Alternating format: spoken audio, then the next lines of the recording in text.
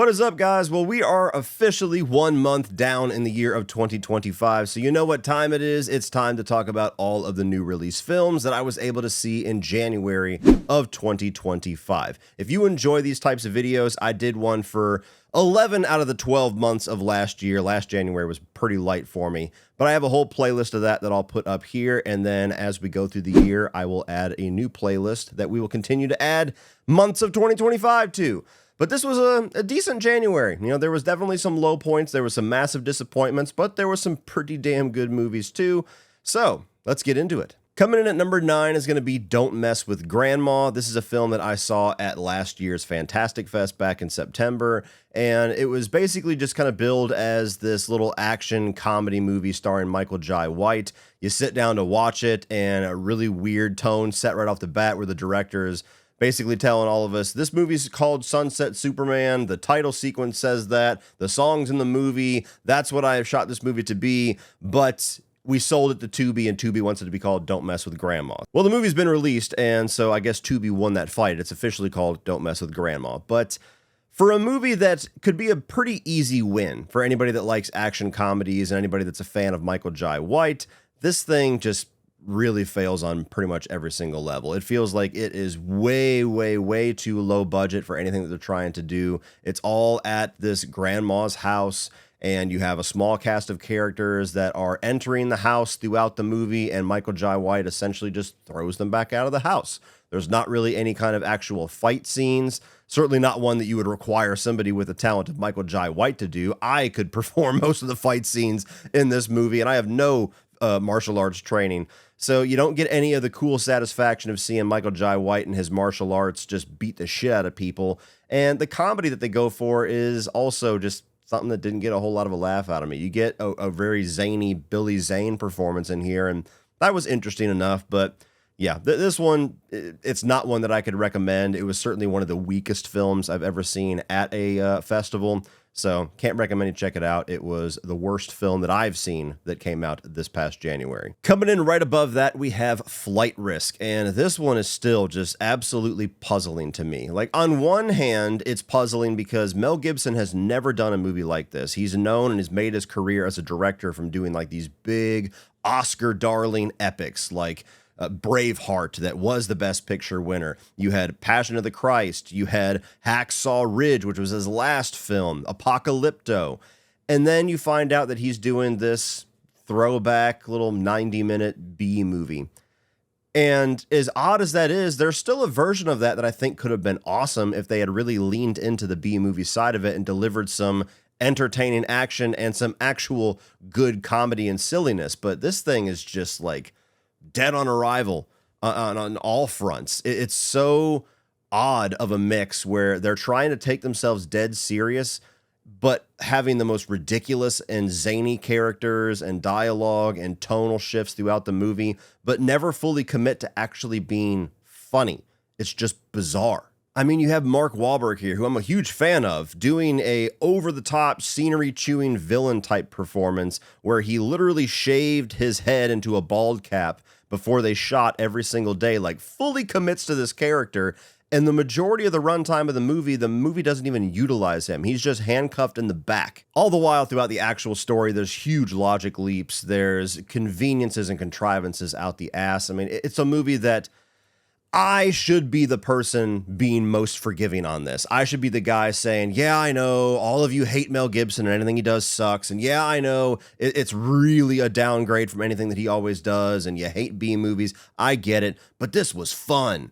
And I just couldn't get there. If you can't sell this movie to me, then you don't have a movie to sell. So this is going to go down as a mystery in Mel Gibson's filmography. Like, what happened? Is this just the only type of work that he can get right now? Is this something that he did as a favor to get the funding for Passion of the Christ 2? Is this something where he really tried to do something, but his sensibilities as a filmmaker and an actor just don't lean themselves to this type of movie? I have no idea. I'm fascinated to one day find out.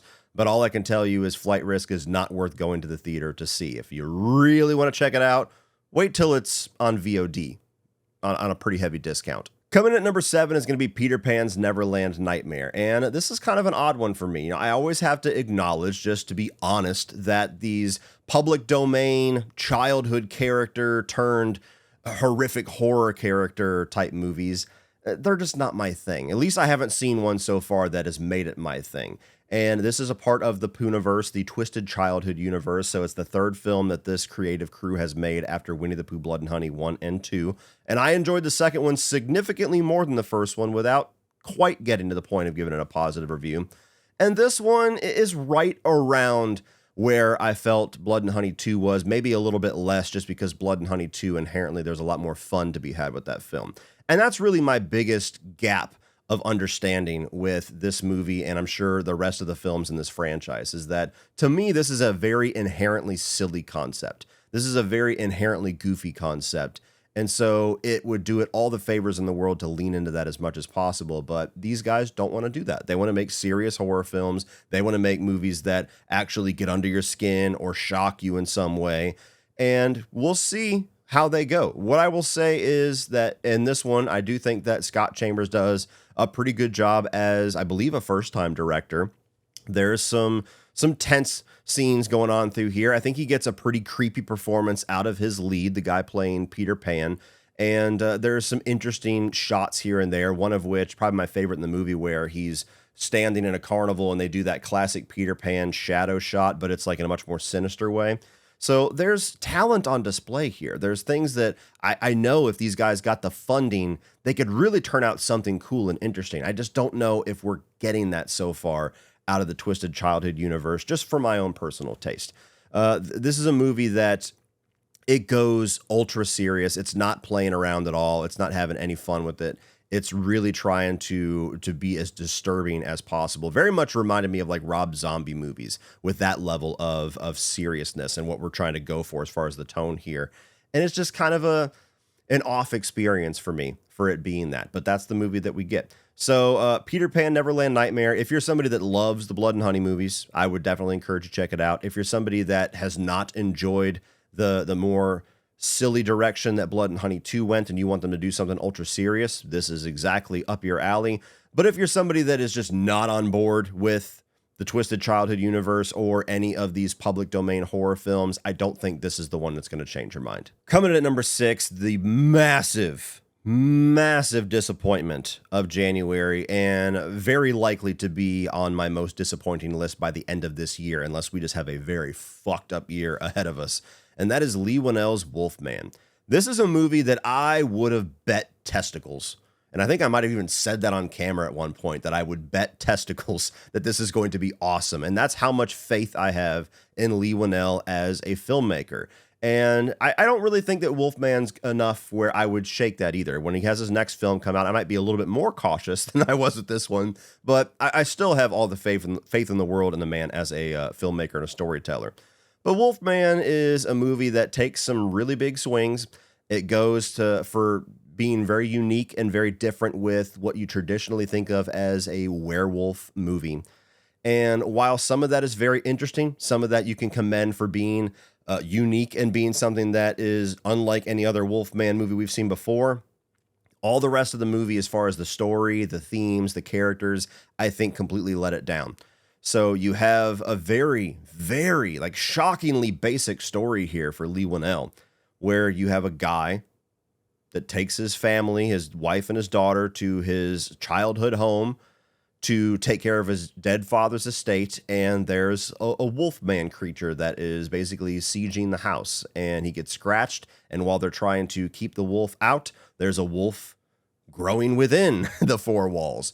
So it really never graduates past that. That's the thing. Like that, to me, when I describe that, that sounds like I'm giving you the setup of the movie. No, that's the entire plot. That is the first, second, and third act. There's nothing past that. That is what you get for the 100 minutes or so of this film. And it really needed to do something else. It needed to have some different journeys with these characters. It needed to take some twists and turns and go some different directions. It's just shockingly basic, and without a story that really feels satisfying for having good characters and good character arcs, or even just really paying off the themes that they are so deliberately trying to explore here. the experience ends up feeling very bland, which even saying it now, weeks after I've seen this film, feels like somebody else must have made this film and Leigh Whannell's name just got slapped on it for legal reasons. Like, all of my issues with Wolfman are issues that I never have with movies that he writes, and especially the ones that he writes and directs. So much like Flight Risk, this is something that really puzzles me. I don't know if this was Leigh Whannell genuinely just trying to like maybe hone things in a bit and do something more simple. I don't know if it was restrictions with the budget or the shooting schedule, something out of Blumhouse. I have no idea. But this thing, just like with Flight Risk, should have been a easy sell for me. I should have been one of the biggest champions of it on this platform, and I walked out of it going, I don't even know if I liked that, let alone loved it. So I'll be honest, Peter Pan's Neverland Nightmare does a much better job at executing what it's trying to do than Wolfman, but Wolfman, despite my massive disappointment with it, is a film that I would rather rewatch and I'm inherently a lot more interested in. So what I will tell you if you did not go out to see this, especially if you're somebody like me who just loves what Leigh Whannell has done so far, is just walk in with extremely modest expectations. Walk in expecting a very simple movie, and you might enjoy it more than I do with the unique directions that it goes with, some of the camera choices and some of the ways that it shows POV and a little bit of the direction that they push into more Cronenberg style body horror than your traditional Wolfman film. And don't take that with a grain of salt. There's not a ton of body horror here, but that's more the style of this movie's going for. And you might enjoy it more than I do if you keep those modest expectations. But I walked into it with the expectations of, this is Leigh Whannell's newest film and it's a werewolf film. Fuck yes, best of the year, baby. Oops. No, not quite. Coming at number 5 is going to be Presence. This is the new film by Steven Soderbergh, and essentially this is your traditional haunted house type film, except the gimmick that they're going for here, the storytelling uniqueness that they're going for here, is that everything is told from the POV of the presence that is haunting this house. So essentially you have a collection of one-shot sequences, like 12 to 15 of them, where the camera is following this silent, ghostly presence throughout this house, and you're getting a fly-on-the-wall exposition-style story where you're experiencing this family's everyday life and certain details start to come out, and you end up in a movie where there's a lot of family drama that you're trying to figure out the cause of that and if there's going to be a solution, as well as just little nuggets starting to add up that creates a bit of a mystery that obviously ties to the presence that is haunting this house. Now, what I will say, to be fair, is that movies like this really aren't my thing. I'm not into the found footage or alternative POV type movie, or, even like Paranormal Activity, things like that. They don't tend to do a whole lot for me in the story or character department. They tend to be something that shines more with whatever gimmick or whatever new storytelling device they're bringing to the medium. And I think this succeeds at that very much, but I still end up with the same end result of the story at the end of the day. The characters in this family, I wanted a lot more out of. I wanted more to dive into and to bite onto, to be invested in where this goes and what happens by the end of the film. And instead, I was just kind of enjoying the way that they were telling the story in a very non-conventional way.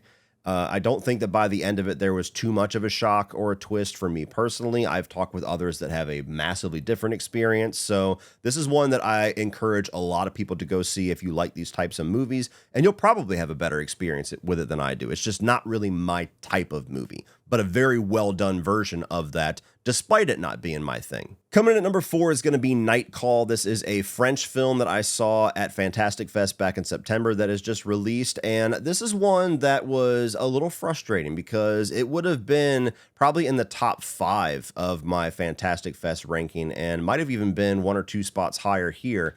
But they really fumble things in the last 5 to 7 minutes of the film. But it's still a really good experience that I would recommend. Obviously, it's pretty high on this list anyway. So what you have here is you have a locksmith that gets tangled up in this mob plot where he unlocks this door for a customer, and the woman that is his customer is apparently not the owner of this apartment that he just let her into. She steals this bag of money and hauls ass. And the criminal element whose money this actually belongs to takes this blacksmith and essentially tasks him and says, you're going to get this money back or we're going to fucking kill you. So it's a somewhat traditional plot of somebody getting caught up in a criminal element, but the locksmith thing actually adds a little bit of a different flavor because he's able to have like a certain set of skills that allows him to escape from people and get into certain areas. Very tongue-in-cheek without actually really acknowledging it. There's a whole scene where he actually is like gearing up with all of his locksmith garb and his little reflective vest and shit, and it's almost like Arnold Schwarzenegger in Commando when he's putting on all the camo and the grenades. It was very funny for me. I don't think anybody else laughed. But it's a really solid thriller. It's a solid thriller with good characters, complicated characters too, because the hero is somebody you obviously root for, but even the villains aren't somebody that you really hate completely because you understand why they're in the situation that they're in. It's definitely something that I'm not going to say it's overly violent, but the scenes that are, they go for it. But by the end of the film, this is a movie that is set in the backdrop of the Black Lives Matter riots and protests in France. And while that's a really interesting backdrop for the entire film, because there's even one sequence where the main character uses the crowds in these movements as kind of a way to camouflage himself. So they use it well in a narrative sense. The end of the film, the last 5 to 7 minutes of it, goes very overt with trying to do like a Black Lives Matter statement. And it just doesn't add up because that's not the movie we were watching for everything up to the last 5 minutes. Like that was never a giant piece of the movie. It was just the backdrop. And suddenly at the climax of the film, the backdrop becomes the point. And I just felt it was odd. I felt it was strange. It felt out of nowhere, and it doesn't really land very well. It leaves a weird taste in your mouth because you're watching this movie that's very thrilling and entertaining, and suddenly it's a movie that's like trying to deliver a message to you out of nowhere, and you're like, whoa, I didn't sign up for that. The first, second, and third act, I didn't sign up for that. What the fuck are we doing? So it's good. I would definitely check it out. But if they had just ended the movie better, if they had landed the plane better, this could have been much higher. Number 3, we have Den of Thieves 2 Pantera. And for reference, this is a movie that I would probably give like a 3.5 out of 5. So we're at number 3, and that's where we're at with this one. Den of Thieves, the original, is a movie that I thought was fine, but I was never overly crazy about it. I was surprised, actually, how big of a fan base that movie ended up having. Definitely my type of movie, but I don't know, just something about it. It was a decent attempt at having like this throwback action thriller of something from like the late 80s, early 90s. And that's kind of what Gerard Butler and a few other actors like Frank Grillo are kind of doing with their careers. Like they're becoming those guys, and I'm here for it. But Den of Thieves, thought it was decent. I was surprised it got a sequel, and I was not overly excited for it, but I went and saw this as a double bill with Wolfman. And I walked out of this one definitely liking it, but I was like, okay, that was decent. Wolfman's going to kick this movie's ass. Well, life throws you some twists here and there. This movie was entertaining. I can't say whether I like it more or less than the original because I have not had the chance to rewatch the original in years. I was trying to before I saw this one, but was just too busy. But I would say a safe bet is that it's along the same lines of what I thought of the first one. You change up the dynamic a bit. Gerard Butler is now working with O'Shea Jackson, and they're planning a heist. If you like heist movies, the heist is pretty cool. It's tense. There's some new little technology, some new ways that they're getting in and out of places, which I always enjoy seeing in heist films. The buddy cop kind of camaraderie between Gerard Butler and O'Shea Jackson is good. They work well together. I could see why they've yet announced a third film because they work. But it's a film that is a little bit convoluted in its plot with what O'Shea Jackson is doing before Gerard Butler comes into the fray ends up working into the heist. And I just felt all of that was a little hard to follow. And I think I might even have the same problem with the first film, just a little too convoluted for what's a very basic premise. And by the end of it, it's a film that, it tries to take some twists and turns. And I saw pretty much all the twists and turns coming before the movie even started. So if you like the first one, if you like movies like that, I think it's a solid experience. I think most of you will enjoy it. But I don't think the sequel is leaps and bounds better than the first one. It's right around that same level for me, which is decent, watchable, good. Coming at number 2, I never would have thought this type of movie would be a number 2 on any of my lists. Better Man. This is an odd one. This is one that I would have never chosen to watch. But luckily, this was a secret screening at last year's Fantastic Fest, so I had already got my ticket, sat down, committed before I even knew what the movie was. And when they came out, they're like, hey, we're going to show you a biopic of UK pop star sensation Robbie Williams. And I sunk in my chair because I have no fucking idea who that guy is. And they say it's a musical biopic. And I sunk even further in my chair because I'm not a musical guy. And they said, oh, and he's played by a CGI monkey. And I went, what the fuck is this? What are you doing to me? And so I just settled in, expecting to absolutely despise the experience I was about to go through. And I'll be damned. It's a good movie. It's really well done. I still have yet to see The Greatest Showman. That is the filmmaker that is helming this. But I've heard from everybody who has seen both that it's like, well, yeah, it's no surprise why it's so good because it's the same guy and Greatest Showman was awesome. So it's really well done. It's very energetic. It's got a lot of style to it. The monkey thing is interesting because the movie at no point ever addresses it and never gives it like a narrative purpose. It's just everybody treats him like he's a regular human character, only he looks like a monkey to us. And what I found that actually achieved is that Robbie Williams' story is honestly not all that interesting. It's very basic, run-of-the-mill, beat for beat, like most music biopics we've seen. You know, I was a young star that rose to prominence, and then I got way too into drugs and fame, and, you know, was high on my own supply and was high on his supply too. And then I turned into a giant asshole, and then by the end of it, I realized, you know, I don't want to be an asshole anymore, so I decided to be a good person. That's kind of the beats of most music biopics. So that added in with the fact that as a character, he's definitely an asshole. And I think it's impressive that a Robbie Williams biopic that he actually supports and advertises doesn't pull punches with showing what a shit person he was for a while in his life, because other music artists would try to martyrize themselves. But what the monkey thing achieved for me was that it made what otherwise would have been a very unpleasant movie to sit through kind of pleasant because you can't help but kind of like a character that looks like Caesar the Ape. You're like, he's a prick and he does drugs and, you know, he's not the best boyfriend or husband, but I don't know, he's cool. But yeah, by the end of it, I mean, it's really unique. It's well done. And it's a shame that this movie created the discourse that it did online. It was very puzzling to me because, you know, this is a film that basically received two different types of reactions online. It was either, this is amazing. If you're not going out to support it, if you're not inherently interested in this, then you're not a fan of cinema, which is ridiculous.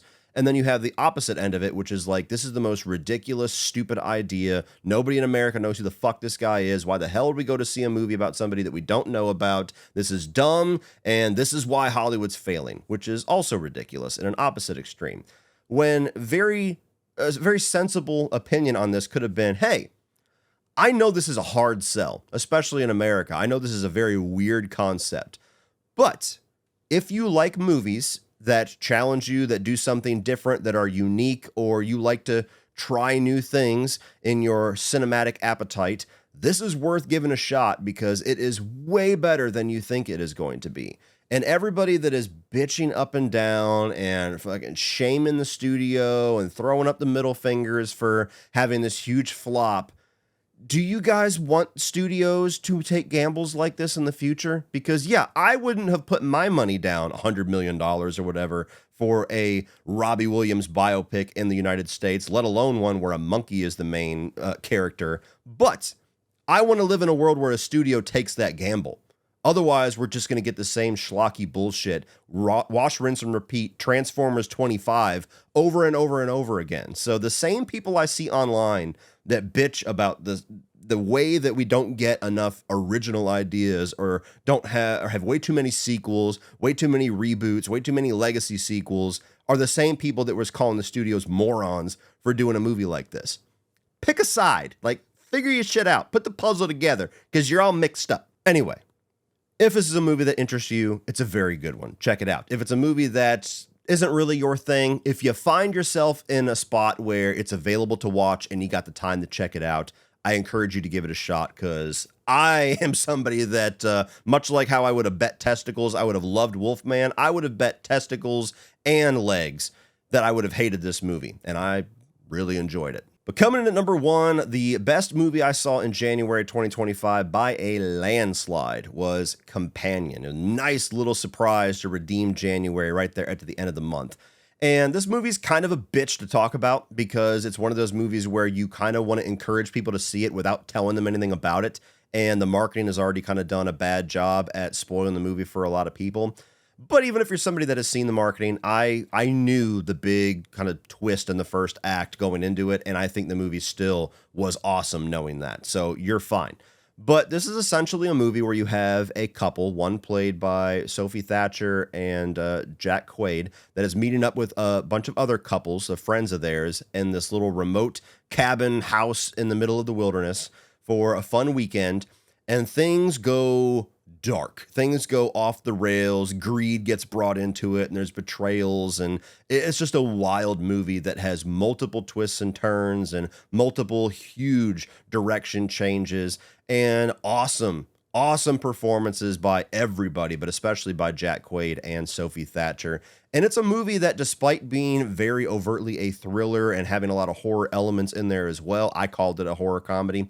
It's got really good comedy. And if I'm telling you the movie's funny, you can take it to the bank because I don't laugh at shit anymore when it comes to Hollywood movies. But this movie had a number of really good laugh out loud moments. And it's a film that's actually trying to have a conversation. It's trying to have a commentary and explore a theme here. And it does it in a very fun and enjoyable way without ever being heavy-handed, despite being a subject that is more times than not incredibly heavy-handed when it's explored. So hopefully that's enough to sell you, because this movie's awesome and it deserves the love. And I want to see more movies like this. And you want to see more movies like this. So get your ass to the theater. Check out Companion. You will be massively surprised how good of a movie it is, especially for a January release. And it comes in at number one. Well, that's it for this one, guys. If you enjoyed that, please click over here for all of my 2025 full reviews over here. And I'm going to put a playlist up here of all of last year's month recaps if you want to check out these style videos from 2024. Please like, share, hit that subscribe button so you don't miss all of the craziness that is going to ensue for the rest of 2025. And as always, remember, opinions are like assholes, but that doesn't mean you have to be.